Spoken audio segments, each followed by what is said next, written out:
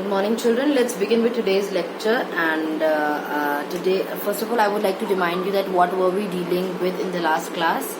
So in the last class, I was telling you about the care of the patient with pain. And in today's class, we will be discussing about care of the patient with the body elimination deviation. Body elimination deviation जिसको होता है उस patient की care कैसे करी जाती है. Okay, so first of all body elimination का क्या मतलब है. First of all I am just telling you in a simple language that what is body elimination. Body elimination का मतलब है जैसे हमारी बॉडी से जो we defecate, okay, the passage of stool that is elimination, the passage of urine that comes under this one elimination.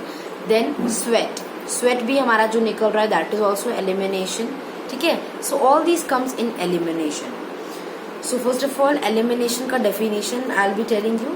Elimination is the complete removal और destruction of something waste. Okay, और elimination is known as the expulsion of the waste product from the body, और the elimination of the waste from the body or the expulsion of waste from the body is known as elimination. That waste can be any nitrogenous waste, that can be the urine, that can be sweat, that can be stool. ठीक है, ये सब आ जाता है उसके अंदर. Now the very first which we are studying here is the bowel elimination. Bowel elimination मतलब the passage of stool. जो stool को हम expel करते हैं body से, that is expulsion of stool is known as the bowel elimination. Okay. So bowel elimination, first of all, it is also known as defecation. Bowel elimination, BOWEL. Bowel elimination is also known as defecation. It is a natural process in which the body excretes the waste product from the body or the waste product of the digestion. Digestion का जो waste product या जो end product होता है, जो waste होता है body के लिए, when the body expels it out, that is known as defecation. Okay,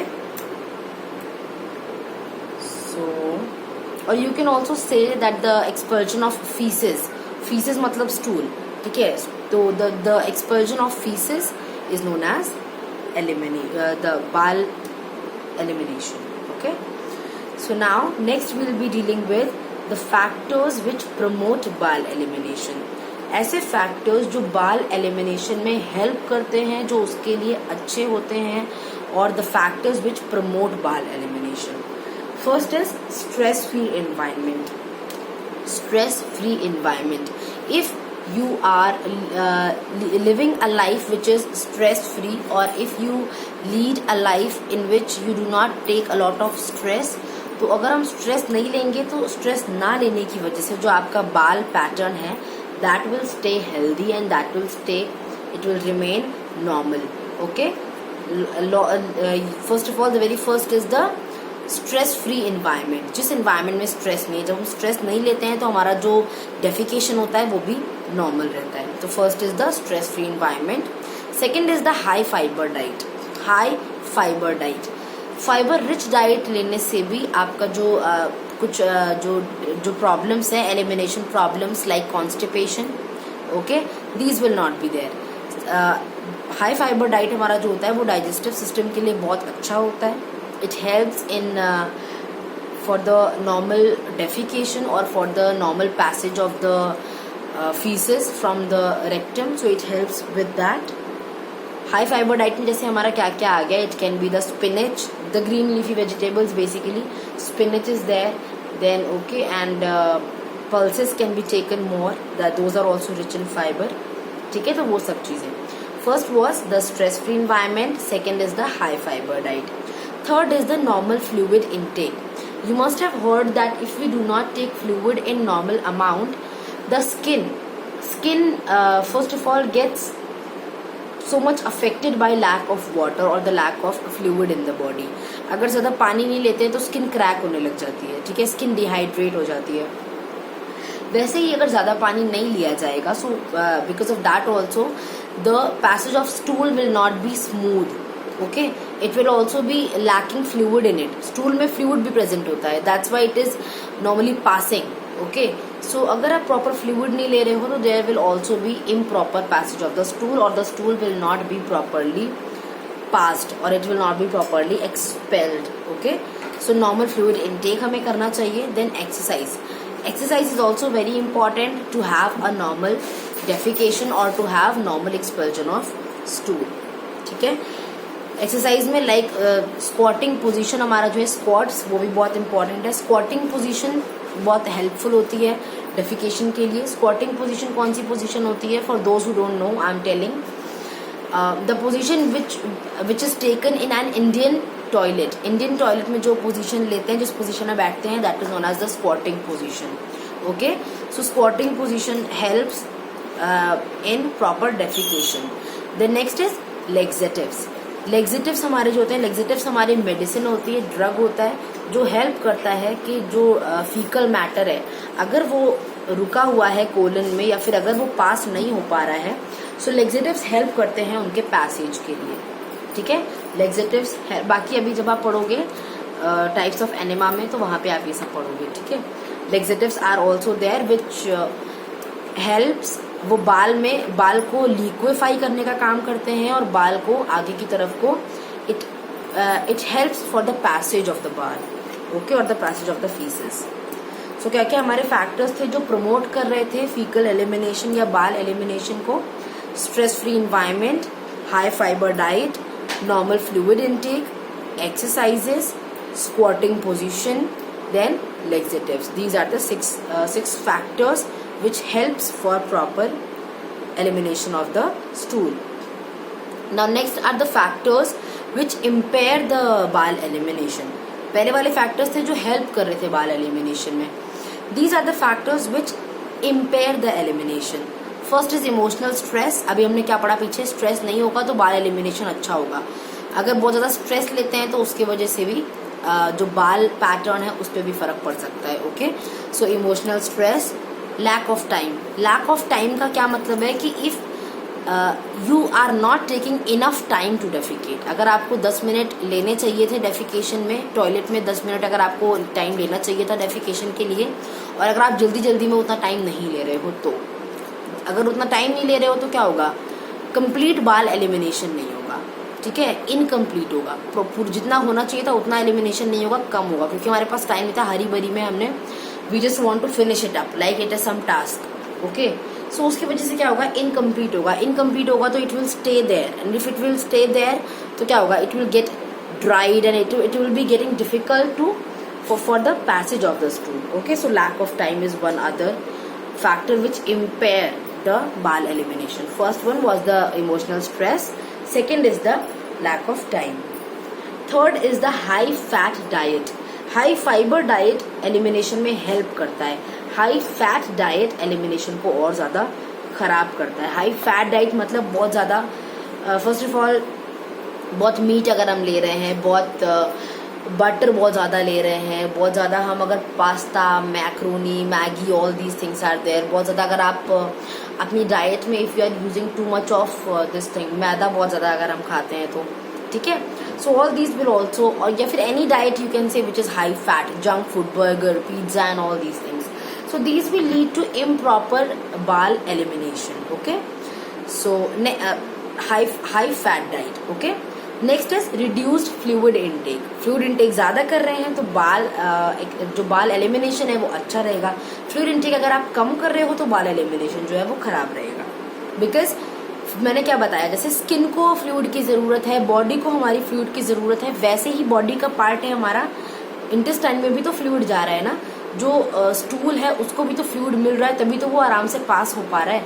अगर फ्लूइड नहीं जाएगा तो क्या होगा? The faeces will be dried, and if it will be dried it will not be moving. वो आगे नहीं मूव करेगा. आगे मूव नहीं करेगा तो रेक्टम तक नहीं पहुंचेगा और एलिमिनेट नहीं होगा. ठीक है, so fluid intake is also very important. Next is inability to squat. Inability to squat मतलब अगर कोई स्क्वाटिंग पोजीशन नहीं ले पाता है तो. नहीं ले पाता है का क्या मतलब है? किसी को मान लो घुटनों में कुछ प्रॉब्लम है, किसी को मान लो कुछ सर्जरी हुई है, because of any XYZ reason, if the person is not able to take a squatting position, then because of that also this bowel elimination may impacted or it will be affected. Next is use of the narcotics and antibiotics, narcotic या antibiotic drugs लेने की वजह से भी बहुत long term अगर हमें किसी डिजीज की वजह से हम दवाइयाँ खा रहे हैं तो उनकी वजह से भी यू कैन सी कि बाल एलिमिनेशन में प्रॉब्लम होती है. Okay, so because of as a side effect you can say, और because of the impact of the drugs on the intestine, the bile elimination that gets affected. Okay, so ये हमारे सारे factors थे which will impair the bile elimination. Sorry, the first one was the emotional stress, then high fat diet, then lack of time, reduced fluid intake, and inability to take the squatting position, then use of the narcotics and the antibiotic drugs.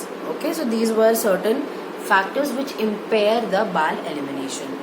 Now next are the common alterations in the bile elimination. Bile elimination में क्या common problems हमें देखने को मिलती हैं? Okay, 5 तरीके की हमारी major problems हैं जो हमने देखी हैं regarding the bile elimination. कुछ आपने इसमें बहुत आराम से सुना होगा, जैसे कि constipation सुना होगा, diarrhea सुना होगा. जो नहीं सुना है वो मैं आगे बता रही हूँ. So very first is the constipation, second is the diarrhoea जो आपने सुना होगा more commonly. Next is the faecal impaction. ये सब क्या होता है मैं अभी आपको एक एक करके बताऊंगी. Faecal impaction, next is flatulence, next is faecal incontinence. जानते हैं आप इन सब के बारे में होगे? I hope so, but you must not be knowing that what is this particular condition, so that I will be telling you further. Okay, constipation, diarrhea, fecal impaction, flatulence, then I hope I'm not missing anything. One more is there, fecal impaction, fecal incontinence. Okay, so these are there. Five of these major problems are there which are related to the elimination. So the very first one which we will deal with is the constipation. So constipation is an elimination problem, as I'm telling you that these problems are related to bile elimination. So constipation हमारा एक elimination problem है जिसमें कि क्या होता है, it is characterized by the dry hard stool which is difficult to pass. Okay, constipation हमारा क्या होता है, ये हमारा एक elimination disorder है. इसमें होता क्या है, इसमें there will be the hard and dry stool. dry और hard stool होगा जिसको पास होने में प्रॉब्लम होती है. ओके, सिम्टम्स क्या क्या हो सकते हैं इसमें? The patient will B complaining about the abdominal fullness. आपने खुद में भी कभी कभी नोटिस किया होगा, like sometimes if you feel constipated, if you cannot pass the stool, तो you must be feeling बहुत ज़्यादा fullness लगेगा कि like you will not feel hungry, you will not feel like eating, at the same time you will not feel like you will be feeling discomfort that your stomach is full or your abdomen is too full or it is too tender. ठीक है, ये सारी चीजें feel कर सकते हो. तो जिस पेशेंट में कॉन्स्टिपेशन होगा उसकी कंप्लेंट्स कैसी होंगी? पेशेंट कंप्लेन करेगा फुलनेस की. फुलनेस मतलब बहुत ज्यादा भरा भरा उसे लगेगा. ठीक है, so fullness will be a problem. Then also patient will be reporting about bloating. Bloating मतलब जैसे कई बार हम देखते हैं अगर एसिडिटी का प्रॉब्लम हो जाता है या फिर अगर आपको लगता है कि यू फील कॉन्स्टिपेटेड तो पेट बहुत ज्यादा फूला फूला सा दिखाई देता है, दैट इज ब्लोटिंग. ठीक है, so there will be a feeling of fullness and also there can be the feeling of bloating. Patient can also complain about the abdominal distension, कि पेट बहुत जैसे लग रहा है बाहर को आ रहा है, बहुत हार्ड सा हो रहा है. ठीक है, सो abdominal distension. नॉर्मली हमारा पेट कैसा होता है? सॉफ्ट होता है, टेंडर नहीं होता, हार्ड नहीं होता है, बट उस टाइम पे ऐसा लगेगा जैसे पेट बहुत ज्यादा हार्ड हो रखा है, बहुत टेंडर हो रखा है. Okay, so next complaint can be the rectal fullness or pressure. The patient can also feel a pressure on the rectum. Okay, patient can also feel a pressure over the rectum. Then patient can also feel the pain on defecation while the patient defecates. जब patient defecate करता है या जब stool pass करता है, during the time of the passage of the stool, the patient can feel pain over the anal area. Okay, then also there will be the decreased frequency of bowel movement. bowel movement भी decrease हो जाएगा. bowel movement मतलब peristaltic movement जो हमारा होता है, बता चुकी हूँ peristaltic movement क्या होता है. so bowel movement हमारा जो है वो movement भी slow हो जाएगा. जो हमारा जो fecal matter है वो आगे intestine में move करता रहता है, that is known as the peristaltic movement because of the contraction and relaxation of the muscles of the intestine. intestine की जो muscles हैं उनके contraction और relaxation की वजह से जो बाल है हमारा, इंटेस्टाइन हमारी लंबी है, right, so it keeps on moving till the bottom of the intestine और till the end of the intestine because of the peristaltic movement. So constipation के टाइम पे पेरिस्टाल्टिक मूवमेंट भी स्लो हो जाएगा और the bowel movement also gets slower और the frequency gets decreased, धीरे धीरे बहुत आगे मूव करेगा. ठीक है. Next is inability to pass stool. The patient can also feel like he is not able to pass stool. The same thing happens in constipation, right? Constipation में यही तो होता है कि stool pass नहीं कर पा रहे हैं. Okay. Next is the patient can also complain about the changes in the stool characteristics. Stool का कैरेक्टरिस्टिक के रिगार्डिंग भी पेशेंट कंप्लेन कर सकता है, जैसे कि the patient can complain that the stool is hard and the stool is small. The patient is expelling the hard stool. Stool patient का है जो वो हार्ड है और बहुत स्मॉल स्टूल है. ओके. स्टूल बेटा is the faecal matter. I am telling it again and again. Do not get confuse that what is the stool that we are talking about. Stool is the faecal matter. Okay. और the you can say motion that is known as the stool. Okay. सो ये हमारा constipation के problems हैं. Okay. Now next is this was all about the constipation. Constipation is the elimination problem which is characterized by the dry and hard stool which is difficult to pass. ठीक है. Now the next condition is the fecal impaction. Fecal impaction हमारा क्या होता है? See, constipation में क्या हो रहा था कि stool जो था वो hard था और passage होने में दिक्कत हो रही थी. Fecal impaction में क्या होता है कि जो हमारा stool होगा that will get stuck. वो स्टक हो जाएगा, वो रुक जाएगा, अटक जाएगा इन the lower colon. Lower colon में आकर के वो जो स्टूल है वो वहां पे अटक जाएगा. It will get stuck there. और ये मेनली होता है कब, अगर किसी को क्रोनिक कॉन्स्टिपेशन है, किसी को बहुत टाइम से अगर कॉन्स्टिपेशन हो रखा है, सो वो कॉन्स्टिपेशन चेंज हो सकता है फीकल इम्पैक्शन में. ओके. सो फीकल इम्पैक्शन में क्या होता है कि जो स्टूल है उसका मूवमेंट स्लो नहीं हो रहा है, इनफैक्ट स्टूल जाके स्टक हो गया है लोअर कोलन में. ठीक है. And this mainly happens in the case of the chronic constipation. And mainly it happens chronic constipation मतलब वो लोग जिनको constipation काफी लंबे समय से है, so उन्हीं लोगों में mainly ये problem होता है. Okay, I can also show you a diagram here which hopefully will describe that what is this fecal impaction. देखो ये आप यहाँ पे diagram देख रहे हो ना, see ये हमारे दो diagrams बने हुए हैं. ठीक है. ये हमारा नॉर्मल है, this is the normal stool, this is the colon, this is the rectum. ये कोलन है, लोअर कोलन, और ये हमारा रेक्टम है. यहाँ पे देखो कहीं पे स्टूल नहीं है, ये खाली है. यहाँ पे इट इज स्टूल, रेक्टम में स्टूल होगा. ठीक है. This is normal. ये देखो फीकल इम्पैक्शन का डायग्राम है. यहाँ पे इन द लोअर कोलन ये स्टूल है, यहाँ पे अटक गया है. ठीक है. सो दिस लीड्स टू, इसकी वजह से क्या होगा, जो स्टूल और इसके बाद निकल करके आएगा वो लिक्विड फॉर्म में आ पाएगा, क्योंकि हार्ड स्टूल इसके बाद क्रॉस ही नहीं कर पाएगा. ठीक है. सो यहाँ पे हार्ड स्टूल जाकर के अटक गया in the lower colon. Because of this stool getting stuck in the lower colon, the stool which is coming from the intestine it will be passing this impaction in the liquid form. तो यहाँ पे hard stool था, फिर यहाँ पे liquid है, then it will be passing on. So this is known as, this condition is known as the faecal impaction. Okay. सो ये हमारा था फीकल इम्पैक्शन.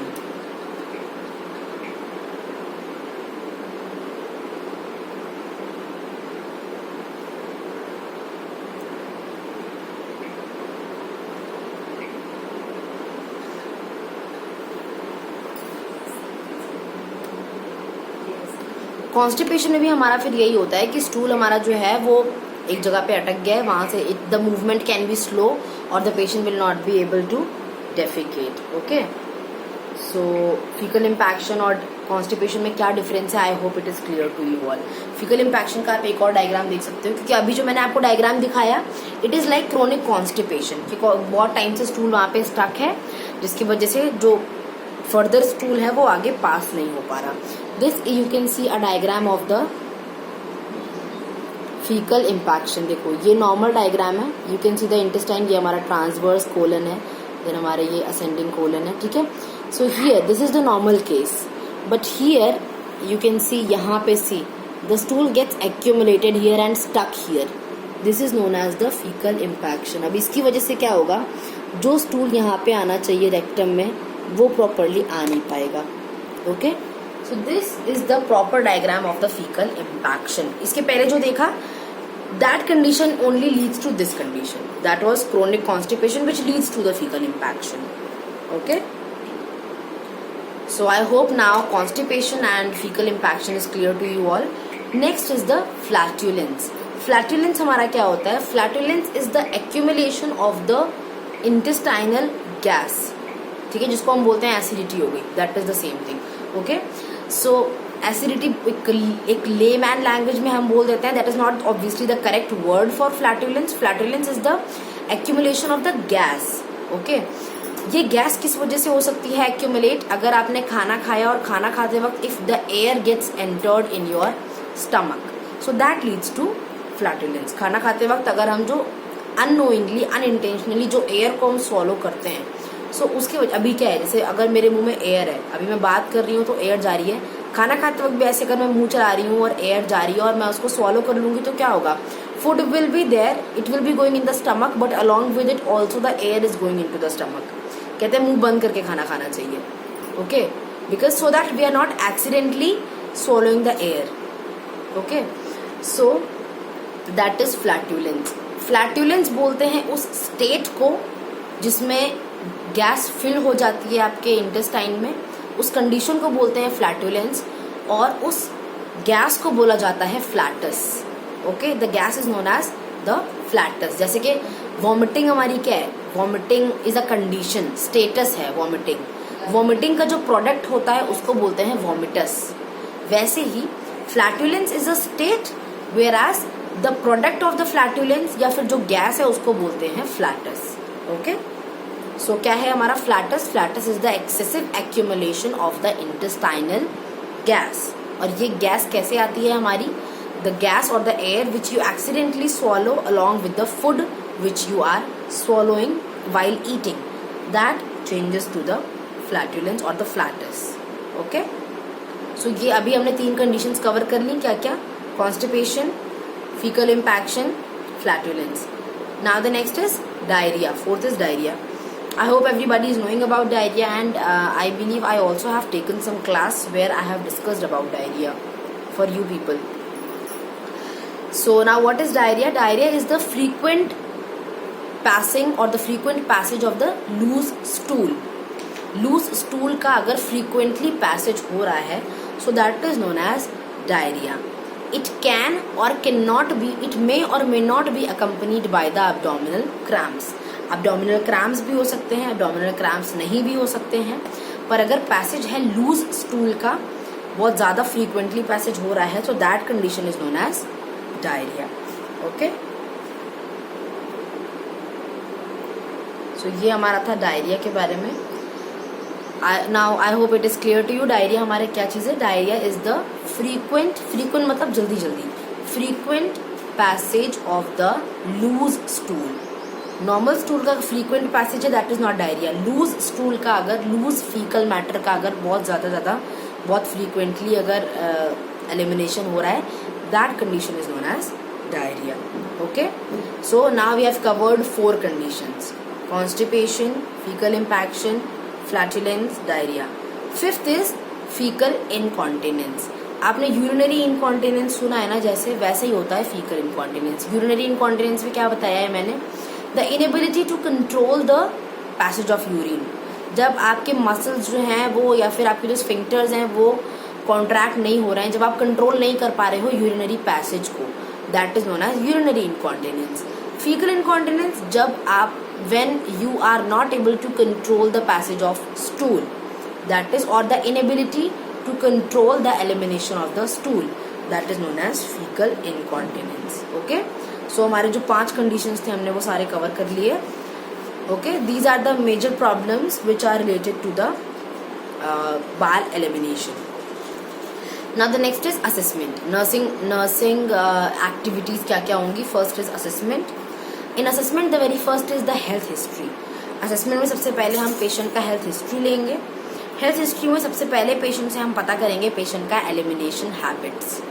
पेशेंट क्या क्या एलिमिनेशन हैबिट है वो पता करेंगे सबसे पहले. Okay, so in elimination habit the very first thing which we will find out or which we will ask is we have to determine the patient's pattern of bowel elimination. Patient का बाल elimination pattern क्या है वो पता करेंगे. जैसे कि वो दिन में सुबह एक बार सबसे पहले मॉर्निंग में बाल एलिमिनेशन के लिए जाता है, या फिर दिन में 2 बार जाता है, या फिर पहले वो खाता पीता है उसके बाद बाल एलिमिनेशन के लिए जाता है. सो पेशेंट का जो भी बाल एलिमिनेशन पैटर्न है उसको पता करेंगे हम. Okay, next thing which we will determine is the frequency and time. Patient कितना फ्रीक्वेंटली जाता है. फ्रीक्वेंटली मतलब 2 बार जाता है, 3 बार जाता है, एक दिन में 4 बार जाता है, या कैसे जाता है. तो पेशेंट का कितना बाल फ्रीक्वेंसी है वो पता करेंगे. एंड टाइम, कितनी देर कितना टाइम उसे लग जाता है while the person goes to washroom for bowel elimination. ठीक है बेटा, देखो हम क्या पढ़ रहे हैं इसमें, असेसमेंट में सबसे पहले हमने क्या किया, हेल्थ हिस्ट्री कलेक्ट करेंगे. हिस्ट्री कैसे कलेक्ट करेंगे, क्वेश्चंस पूछकर, जिसमें हिस्ट्री में सबसे पहले हम कलेक्ट करेंगे एलिमिनेशन हिस्ट्री. एलिमिनेशन हिस्ट्री में सबसे पहली चीज हमें ये पता करनी है कि पेशेंट का यूजुअल पैटर्न क्या है. यूजुअली कब वो सुबह उठते ही सबसे पहले वो जाता है डेफिकेशन के लिए, या फिर पहले वो खाना पीना खाता है, चाय वाय पीता है, उसके बाद जाता है. ठीक है, तो these things we have to see. Secondly we have to check for the patient's frequency and time. कितना जल्दी वो जाता है और कितना टाइम लगता है उसे वॉशरूम में फॉर फीकल एक्सपल्जन या फिर for defecation. Okay, third thing which we will be finding out is the characteristic of the stool, कि पेशेंट को किस तरीके का स्टूल पास होता है.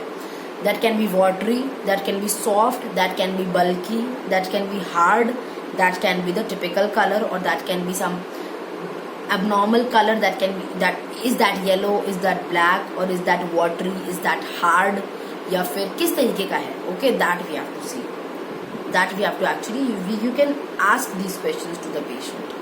Okay, then हमारा फिर एक स्टूल चार्ट होता है, ब्रिस्टॉल स्टूल चार्ट. वो मैं आपको पिक्चर शेयर कर दूंगी. ब्रिस्टॉल स्टूल चार्ट, इसके according then we can compare. जो पेशेंट से हमने एलिमिनेशन हिस्ट्री निकाली है उस चार्ट से फिर हम कंपेयर करेंगे. ओके, टाइप 1 से लेकर के टाइप 7 तक हमारे टाइप्स ऑफ स्टूल हैं. So then we have to compare the patient's result with the Bristol stool chart. Bristol stool chart कैसा है ये मैं आपको पिक्चर शेयर कर दूंगी. ओके, सो पहला हमारा था असेसमेंट, जिसमें कि सबसे पहली चीज हमने करी health history. Second is the physical examination. यही होता है ना, हिस्ट्री कलेक्शन, फिजिकल एग्जामिनेशन. तो हिस्ट्री कलेक्शन हमने कर लिया, अब हम करेंगे physical examination. So in physical examination, the very first thing which we will do is we will be checking the mental status of the person. मैंने आपको क्या बताया कि प्रॉब्लम कब आ सकती है, जब हम स्ट्रेस में हैं, जब हम मेंटली हैप्पी नहीं है, खुश नहीं है, दुखी हैं, डिप्रेस्ड हैं, सैड हैं, स्ट्रेस्ड हैं. ठीक है, तो सबसे पहले हम इसलिए क्या कर रहे हैं, we have to check the mental status of the person. Mental status evaluation हम कर सकते हैं by listening to the client's response to the questions. अगर हम पेशेंट से कुछ क्वेश्चंस पूछ रहे हैं तो पेशेंट इन क्वेश्चंस का जवाब कैसे दे रहा है. हमने पेशेंट से कोई क्वेश्चन पूछा, जो सैड होगा वो क्या करेगा, हो सकता है वो थोड़ी देर मुंह झुका करके बैठा रहे, आप क्वेश्चन सुने, बहुत मुश्किल से आपको जवाब दे. ठीक है, जो है if you ask something to me I will straight forward I will reply.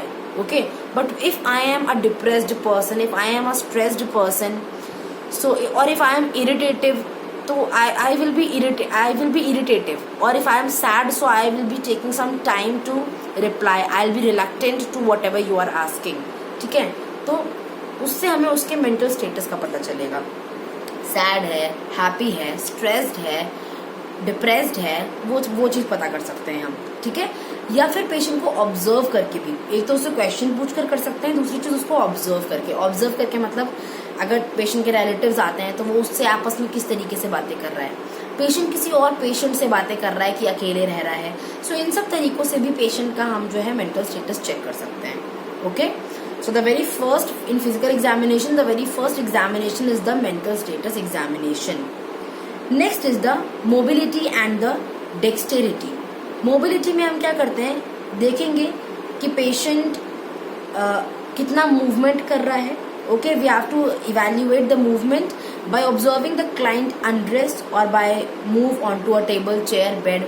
Patient खुद को, अगर पेशेंट से हमने बोला अपने कपड़े बदल लीजिए, तो क्या वो खुद से कपड़े बदल रहा है, नहीं बदल रहा है, इतना मूवमेंट है या नहीं है, पेशेंट खुद से खाना खा रहा है, नहीं खा रहा है, पेशेंट अगर बेड पे है तो खुद से उठ के चेयर पे आ जाता है, या फिर चेयर पे है तो खुद से उठ के बेड पे चले जाता है कि नहीं। इन सब तरीकों से हम ये देख सकते हैं कि पेशेंट में मूवमेंट कितना है। ओके, सो डेक्सटेरिटी को मॉनिटर करने का क्या तरीका है?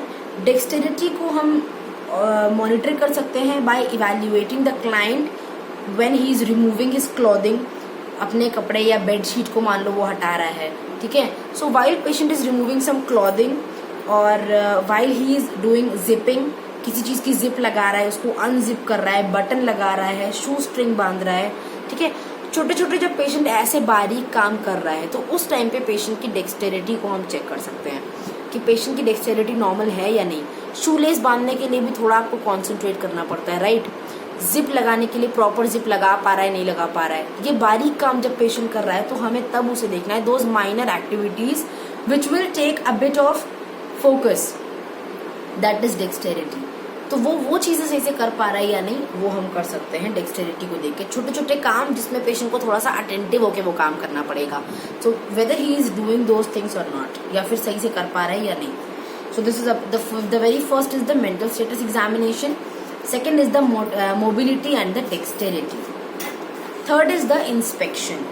पेशेंट को इंस्पेक्ट करके हम ये कर सकते हैं, पेशेंट का रेक्टल एग्जामिनेशन कर सकते हैं इंस्पेक्ट देख करके। इंस्पेक्शन मतलब किसी को देख करके। सो पेशेंट का रेक्टल एरिया हम इंस्पेक्ट कर सकते हैं, एग्जामिन कर सकते हैं, चाहे वो आदमी है चाहे वो औरत है, ठीक है। बटक्स को देख सकते हैं, बटक्स को you can pull the buttocks apart to see the anal area of the patient. Patient का एनल एरिया एग्जामिन कर सकते हैं, देख सकते हैं, इंस्पेक्ट कर सकते हैं। पेशेंट का रेक्टम इंस्पेक्ट कर सकते हैं, पेशेंट के एनल एरिया के जो सराउंडिंग रीजन है उसको इंस्पेक्ट कर सकते हैं बटक्स को सेपरेट करके, ठीक है। So these things can B inspected, कि वहाँ पे कोई कट तो नहीं है, कि वहाँ पे कोई कट, अगर मान लो वहाँ पे कुछ, अगर you consider like if anybody has some cut और some wound over the anal area, ठीक है, किसी को मान लो कोई चोट लगी है एनल एरिया के आसपास, तो पेशेंट डेफिकेट करने जाएगा, रिलेक्टेंट रहेगा डेफिकेट करने के लिए। क्यों? क्योंकि उसे पता है जब वो डेफिकेट करेगा तो उसे पेन होगा, तो हो सकता है वो इस चक्कर में जा ही ना रहा हो डेफिकेट करने, और जिसकी वजह से पेशेंट को फिर कोई प्रॉब्लम हो जाए, कॉन्स्टिपेशन हो जाए या फिर फीकल इम्पैक्शन हो जाए, so that can also happen, ठीक है। सो इस तरीके से you can inspect and you can see as well. Okay, then while you are inspecting the patient, inspecting में हम क्या करते हैं, हाथ नहीं लगाते हैं, सिर्फ आंखों से देख रहे होते हैं। तो जिस टाइम पे हम इंस्पेक्ट कर रहे होंगे पेशेंट से, हम ये बोल सकते हैं कि patient can put a bear down effort लगा सकता है। बेयर डाउन एफर्ट मतलब जैसे कि हम जब पुश करते हैं किसी चीज को, like when we defecate we push, okay. So patient को हम ये चीज बोल सकते हैं कि पेशेंट वो बियरिंग डाउन जो एफर्ट है उसको लगाए, so that we can see the movement of the anal area, और we can see the gapping, जो गैपिंग है हमारे एनल एरिया की वो कैसी है। We can see if the sphincters are working और नॉट। स्फिंक्टर्स मतलब स्फिंक्टर कंट्रोल करते हैं एनल एरिया की एक्टिविटी को, ठीक है, स्फिंक्टर्स। तो हम स्फिंक्टर एक्टिविटी को देख सकते हैं, पेशेंट को बोल सकते हैं कि जब वो बियरिंग डाउन मूवमेंट वो करेगा या एफर्ट लगाएगा, तो उसकी वजह से you can see the movement of anal area, you can see the control of the sphincter. Then we can also inspect the gaping which is there in the anal area. Gaping क्यों कह रहे हैं? क्योंकि जब patient को faecal impaction या constipation होता है तब उस टाइम पे क्या होता है, जो एनल एरिया की गैपिंग होती है वो ज्यादा होती है, प्रॉपरली क्लोज्ड नहीं होता है, okay, because the stool gets stuck, so we can inspect for the gapping as well, okay. So these were the two things. First is the assessment, history collection, the next is the physical examination, third is the diagnostic test. diagnostic test क्या क्या करा सकते हैं patient का? डेफिकोग्राफी करवा सकते हैं। डेफिकोग्राफी में क्या करते हैं, एक्सरे इमेजेस को यूज करते हैं, रेक्टम का एक्सरे करते हैं, एनल एरिया का एक्सरे करते हैं। उन एक्सरे इमेजेस को यूज करेंगे जब पेशेंट डेफिकेट कर रहा है तब, उस टाइम पे, ठीक है। उस टाइम पे you have to first of all while the patient is defecating, at that time the X-ray will be collected of the anal area and of the rectum to see that what is the movement of the stool, what is the movement of the sphincters and whether how is the condition generally. Okay, so उस time पे हम जो x ray निकालते हैं that is known as the डेफिकोग्राफी. Then next is the anorectal ultrasonography. मतलब ultrasound करा सकते हैं एनल का, एनल रीजन का और रेक्टम का, obviously covered in it. Anorectal, ano anal, recto rectal, anorectal. ठीक है, सो एनोरेक्टल अल्ट्रासोनोग्राफी करवा सकते हैं. सो इससे भी हमें हेल्प मिल सकता है ताकि हम चेक कर सकें फॉर द मोटिलिटी. जो मोटिलिटी मतलब मूवमेंट, ताकि हमारा जो लोअर रेक्टम है उसमें बाल की जो मोटिलिटी है उसको हम देख सकें, इनर स्फिंक्टर्स को देख सकें, पेल्विक फ्लोर को देख सकें पेशेंट के. ठीक है, all these things can be seen. और अगर पेशेंट को कोई एनोरेक्टल डिजीज है तो उसको भी हम फाइंड आउट कर सकें. Okay, now the next is the colonoscopy. Colonoscopy मतलब विजुअलाइजेशन ऑफ द कोलन. जब हम कोलन का विजुअलाइजेशन करते हैं that is known as the colonoscopy. So ये हमारी जो 3 चीजें हैं वो हम कर सकते हैं डायग्नोस्टिक टेस्ट में. Defecography, anorectal ultrasonography, next is the colonoscopy. These things can be done for the diagnostic test. ठीक है, now the next is the maintenance of the elimination health. Elimination health को कैसे मेंटेन रखा जा सकता है? First of all you have to increase the fluid intake. Fluid intake increase करना है, फ्लूइड इनटेक इंक्रीज करना है. Pepsi, cola, all these things, these you have to restrict. जो हमारे बेवरेजेस हैं, बेवरेजेस को रिस्ट्रिक्ट करना है, फ्लूइड को इंक्रीज करना है. Soups can be taken, dal water can be taken, then this rice water can be taken. Normal water is the best, that can be taken as well. ठीक है, but beverages को नहीं, tea, coffee, Coca Cola, Pepsi, Thums Up, all these things. इससे क्या होता है कि आपका जो बाल मूवमेंट है वो रिस्ट्रिक्ट होता है. Okay, defecation will not B proper. So first of all the very first is maintain करने के लिए क्या करना है, फ्लूइड इनटेक इंक्रीज करना है. Second is fibre rich fluid, fibre rich diet को इंक्रीज करना है. फाइबर रिच डाइट मतलब जैसे कि गेहूं आपका फाइबर रिच होता है, corn is fibre rich, then dal, pulses are your fibre rich. Okay, all these things are your fibre rich. इनको हम इंक्रीज कर सकते हैं. ओके, फ्रूट्स को इंक्रीज कर सकते हैं. Fruits like you can increase the berry. Berries का जो कंजम्पशन है, जामुन हो गया, रास्पबेरी हो गया. ठीक है, बहुत सारी चीजें बेरीज हमारी जो हैं, ब्लैकबेरीज हो गई, मतलब all these things you can increase in the diet. Apple को इंक्रीज कर सकते हैं. ठीक है, so this can be done. Lifestyle prevention क्या क्या करना है, क्या क्या चीजों को अपनी लाइफस्टाइल में हमें चेंज करना है.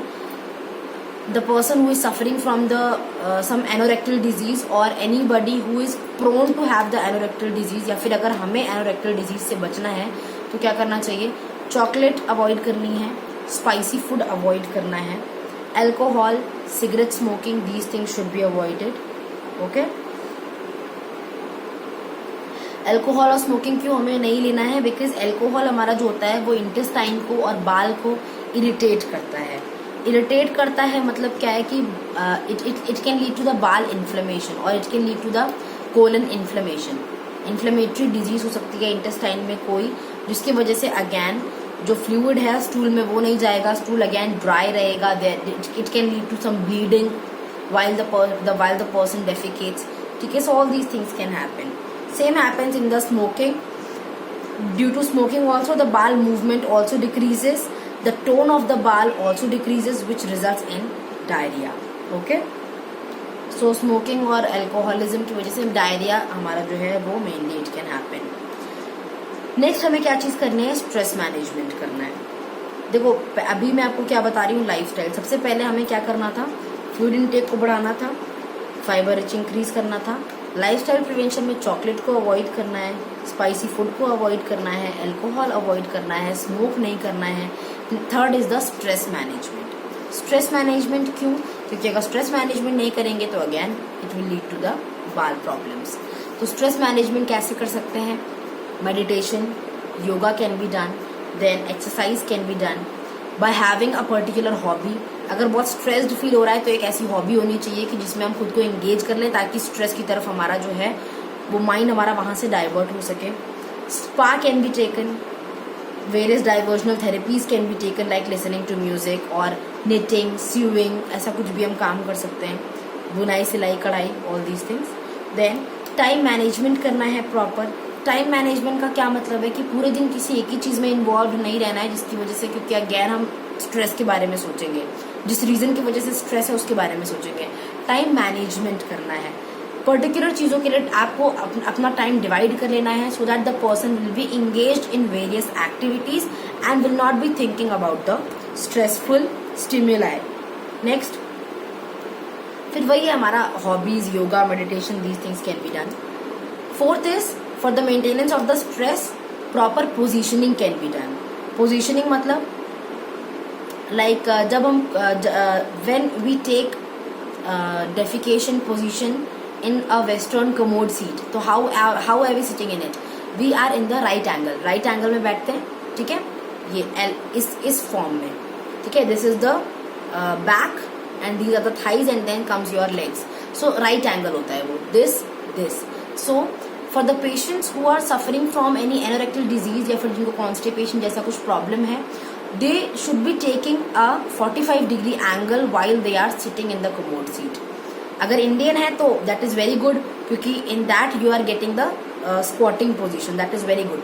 But if it is the western seat, so for that 45-degree angle should be taken. 45-degree angle कैसे ले सकते हैं? पैर के नीचे एक स्टूल लगा करके and by leaning forward, 45-degree angle. ऐसे ना बैठने की बजाय this angle can be taken, 45-degree angle can be taken. उसकी वजह से क्या होगा, इट विल हेल्प, जो आपका जो पेल्विक फ्लोर है वो थोड़ा सा एक्सपैंड करेगा and also it will help in the proper defecation. Fifth is by doing regular exercises. Patient को बोलेंगे प्रॉपर एक्सरसाइजेस करने के लिए, रेगुलर एक्सरसाइजेस करने के लिए, क्योंकि एक्सरसाइज की वजह से क्या होगा, मोटिलिटी रहती है, मूवमेंट रहती है, बॉडी मोबिलिटी में रहती है, काम करते रहते हैं, तो उसकी वजह से एक्टिविटी ज़्यादा होगी तो प्रॉपर डेफिकेशन जो होगा इट विल बी देयर. जो लोग बेड पे बहुत ज़्यादा रहते हैं उनको डेफिकेशन प्रॉब्लम्स हो सकती हैं. ओके, सो इसकी वजह से रेगुलर एक्सरसाइजेस, और if anybody is already doing so much of activities जिसमें कि उसको एक्सरसाइज की जरूरत नहीं है, तो again that is also helpful. ठीक है. So sixth is elimination habits. Elimination habits का क्या मतलब है कि we should always have a proper elimination habit. जैसे कि सुबह उठे अगर, तो फर्स्ट तो like if anybody has a habit of directly going to washroom for defecation, that is very good. और if anybody has a habit of taking a tea and after taking a tea the person will be going to defecate, that is also good. It should not be like that whenever during the entire day, whenever you feel like defecating you will go, and whenever you don't feel like defecating you will not go. It should not be like that. Proper time schedule होना चाहिए. जैसे रोज खाने के लिए हम क्या करते हैं, हमारे पास खाने के लिए जो ब्रेकफास्ट, लंच, डिनर, हमारे पास प्रॉपर टाइम होता है ना. ब्रेकफास्ट लंच के टाइम पे तो नहीं करते, लंच डिनर के टाइम पे तो नहीं करते, प्रॉपर टाइम है. वैसे ही डेफिकेशन के लिए भी, specially for those people who are already suffering from elimination problems, उनको एक प्रॉपर टाइम सेट करना चाहिए, प्रॉपर एक स्केड्यूल होना चाहिए डेफिकेशन का, and that should be followed regularly. आपने जैसे देखा होगा कभी कभी अगर हम जो हमारा एलिमिनेशन हैबिट है अगर उससे हम थोड़ा सा शिफ्ट हो जाते हैं, जैसे कि if anybody has the habit of going for defecation early in the morning, और अगर एक दिन क्या हो जाए आप किसी और काम में एंगेज हो जाओ, तो you will feel like your schedule got upside down, थोड़ा सा चेंज हो गया, बहुत उल्टा पुल्टा हो गया, and then the next day maybe you will face some problem. But if again for the 2 days if you are doing it in the same way, third day वापस से वो आपका जो है पैटर्न रेगुलर हो जाता है. So इस तरीके से एक प्रॉपर पैटर्न सेट करना है. ओके, सो ये हमारे कुछ तरीके हैं जिससे कि we can have a proper defecation habit, it can be maintained. Okay, now the next is methods of emptying the colon. Colon अगर किसी का एम्प्टी नहीं हो रहा है, फीकल इम्पैक्शन है या कॉन्स्टिपेशन है, तो how can the colon be emptied, कैसे उसको एम्प्टी किया जा सकता है. Very first is by giving enema. Enema मुझे लगता नहीं अभी आपने शायद पढ़ा है, मैं बताऊंगी आपको एनिमा क्या होता है. यहाँ पे आप अभी देख लो क्या क्या मेथड्स हैं. I will be telling you in detail that what is enema. Okay, in the next topic और whenever I'll be teaching it, I'll tell you in detail that what is enema, what are the types of enema, evacuant, retent, all that. ये सब मैं आगे बताऊंगी जब हम enema वाला chapter detail में पढ़ेंगे तब. ठीक है. सो क्या क्या मेथड्स है बाल को क्लीन करने का? First is enema, next is rectal suppository. Enema में देखो बेटा हम क्या करते हैं, एनिमा में there will be a solution, a jelly like solution will be there. उस सोल्यूशन को एनल एरिया में it is basically the solution is let into the anal area or the rectum of the patient. Through the anal area the solution is inserted or it is flown in the rectum of the patient, ताकि वहाँ पे जो भी आपका faecal matter है वो lubricate होके it will be coming out. Okay, सो ये होता है एनिमा में। बाकी डिटेल में I will be telling you. Next is the rectal suppository. Rectal suppository क्या होता है, इसमें हमारे कैप्सूल्स होते हैं, कैप्सूल्स को एनल एरिया के थ्रू रेक्टम में इंसर्ट किया जाता है। वो भी फिर क्या करते हैं, वो भी the same activity they are doing, they are also helping in expulsion of the faecal matter from the rectum. Okay, rectal suppositories ये भी हमारे रेक्टल ड्रग्स, जैसे मेडिसिन को लेने के हमारे कई रूट्स हैं, ओरल रूट, देन हमारा oral, IV, intramuscular, subcutaneous, intradermal, intrathecal, वैसे ही हमारा एक through rectal route also the drug, the suppository mainly can be given, it is given, that is also one of the routes. I know you people have studied about the routes of administration of drugs, so that is also one of the routes, ठीक है, जिसमें mainly suppository या फिर enema को ही rectal route से use किया जाता है। Okay, next is the colostomy. Colostomy हमारा क्या होता है, कोलोस्टमी में we are making an opening in the intestine through the abdomen. Abdomen के थ्रू इंटेस्टाइन में हम एक ओपनिंग बना लेते हैं, ताकि जैसे एनल एरिया क्या है, एनल रीजन क्या है, वो एक ओपनिंग है इंटेस्टाइन की। ठीक है, अगर किसी के एनल एरिया में कुछ प्रॉब्लम हो, या sometimes if there are some patients, there are some person जिनका एनल एरिया जो होता है वो इंटायरली क्लोज्ड होता है, ओपनिंग ही नहीं होती है, या फिर sometimes because of any surgery और because of any other condition, any other problem, sometimes the person is not able to defecate through the anal route, तो क्या करते हैं, अब्डोमेन के ऊपर से इंटेस्टाइन को लेकर के एक ओपनिंग बनाई जाती है, वहां पे कोलोस्टमी बैग लगा दिया जाता है, ताकि पेशेंट फिर डेफिकेट करेगा अब्डोमेन के ही थ्रू, नीचे रेक्टल एरिया से नहीं करेगा। इंटेस्टाइन एम्प्टी हो रही है बट थ्रू द अब्डोमेन। ठीक है, that is known as colostomy. So उससे भी हम कोलन को एम्प्टी कर सकते हैं। अगर पेशेंट एनल एरिया से नहीं डेफिकेट कर पा रहा तो क्या होगा, स्टूल जो है वो इंटेस्टाइन में फंसा रहेगा, right, that is not good. So उसको एम्प्टी कराने के लिए हमें अब कुछ तो करना है ना, so that's why we are doing colostomy for those patients for whom the anal area cannot be used as a medium of the expulsion of the fecal matter. For those, colostomy is done. An opening is made in the colon through the abdomen. That is known as the colostomy. So ये हमारे 3 methods हैं जिनको use करके colon को empty किया जा सकता है उन केसेस में जब पेशेंट खुद से नहीं कर पा रहा। Enema, rectal suppository, then comes the colostomy. ठीक है, बाकी डिटेल में I will be telling you कि क्या क्या होते हैं ये 3 चीजें। सो या this was all about this chapter and I will be also telling see urinary elimination के लिए। Now this was about the elimination of the bowel. Urinary elimination के लिए भी again urinary elimination also comes under the elimination deviation. इसमें भी आ जाता है हमारा like if a person is suffering from urinary incontinence, या फिर if a person is suffering from, or maybe I'll do one thing, let's discuss it in the next class because already I have taken this class for an hour about now, and I should let this much settle in you people, and then I'll be taking the urinary incontinence or the urinary elimination problems in the next class. Okay, so yeah, this was all about today's class, and in the next class we'll be dealing further with it. Okay, thank you class.